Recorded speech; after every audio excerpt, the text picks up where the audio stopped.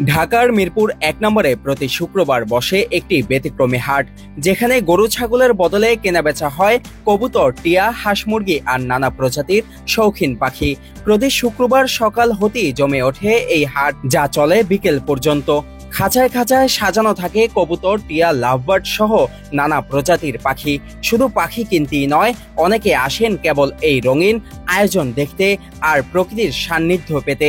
একে অনেকেই বলছেন প্রাণীর মিলন মেলা।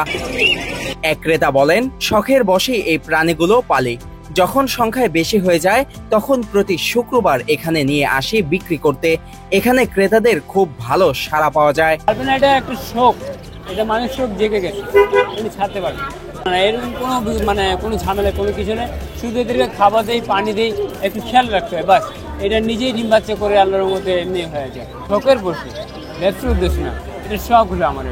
এটা আমার যা দেখছি যা সব আমার ঘরের পাখি, এটা কোনো বাইরে থেকে কেনা না, এটা সব আমার ঘরে নিজে চাষ করা। মানে আমি পর্যন্ত মুরগি আর ঘুঘু পাখি নিয়ে আসছিলাম, ঘুঘু সেল করে ফেলছি, এখন মুরগি আসছে আমার একজন। এগুলা মার্কেট প্রাইস আলহামদুলিল্লাহ ভালো, কিন্তু আজকে হয়তো কাস্টমার কম। প্রদর্শনীর মতো করে খাঁচায় খাঁচায় সাজানো থাকে পাখিগুলো। এখানে পাখিদের যত্নে কোনো ঘাটতি নেই। এক ক্রেতা বলেন, শখের কারণেই মূলত পাখি পালন করা। এটা ঠিক যে অনেক সময় নানা ঝামেলা পোহাতে হয়, কিন্তু দিন শেষে এই শখটাই শান্তি দেয়। তাই আজকেও চলে আসলাম নতুন পাখি নিতে। পাখি কিনতে আসছি, আমার বাসায় পাখি আছে তো আমার মেয়ে পাখি লাগবে। ভালোই, কিন্তু একটু ভিড়, মানুষ বেশি। সকালের দিকে আসলে তখন একটু ভিড় কম পাওয়া যায়। শখের বসে, ওই যে বললাম শখের বসে, দেখতে ভালো লাগে। হ্যাঁ, ওই ট্রে পরিষ্কার করা। হাঁস মুরগি থেকে শুরু করে বিদেশি জাতের কবুতরও দেখা গেছে এই হাটে। দামও নির্ভর করে প্রজাতি ও সৌন্দর্যের উপর।